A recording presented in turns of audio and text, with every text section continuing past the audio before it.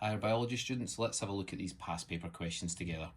So question 6 says PCR is a reaction that amplifies a section of DNA and involves several temperature changes per cycle. The reaction stays at each temperature for 2 minutes. Calculate the total number of minutes taken to produce 128 copies of one DNA section. Okay, so the first thing we have to work out here is how many cycles does it need to go through to get 128 copies, okay? So the way to do this, the way I do my working anyway, is to do a little arrow for each cycle, okay? And after each cycle, we duplicate the DNA, which means we get double the number, all right? So we do this until we get ourselves up to 128. And then all I do is I count the number of cycles. So 1, 2, 3, 4, 5, 6, 7. Okay, so 7 cycles are required to get 128 copies. Now it says in each cycle, it stays at each temperature for 2 minutes. Now the thing you have to remember here, the knowledge that's needed here, is that there are 3 different temperatures involved in PCR. So if it stays at each temperature for 2 minutes, that means each cycle is going to have a total of 6 minutes in total. Okay, and if we know there are 7 cycles, each of which last 6 minutes, that's going to be 7 times 6, and that's going to be 42 in total. So the answer is going to be C for that one.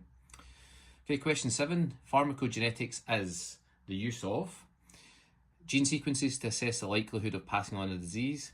Is it computer programs to assess the likelihood of passing on a disease? Is it gene sequences to select an appropriate drug and dosage to treat a disease?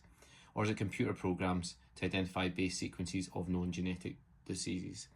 Okay, now the computer programs one are going to be related to bioinformatics, so we're assuming it's not going to be those two. This one here, the likelihood of passing on a disease. Well, pharmacogenetics, as the name suggests, pharmacopharmacy is related to drugs and the appropriate or optimal dosage for a particular disease. Okay, so we're going to go for C there for that one. That is the best answer based on what we know about pharmacogenetics. Question 8. The diagram shows the metabolic pathway that converts the amino acid threonine into isoleucine. We've got a series of enzyme-controlled reactions there, and we've got a nice long metabolic pathway. It says an increased production of isoleucine would be caused by. So why would we get an increased production of isoleucine at the end here? Well, let's have a look. Isoleucine acting as a competitive inhibitor of enzyme 2. Now, would we get an increased production of isoleucine if it went back and added it as a competitive inhibitor of 2? I don't think so. So we're not going to go for A for that one. Would it have negative feedback inhibition of threonine? Well, if it goes back and it inhibits threonine, the substrate at the start, that's not going to increase the end product, so it's not going to be that one. An increased concentration of isoleucine?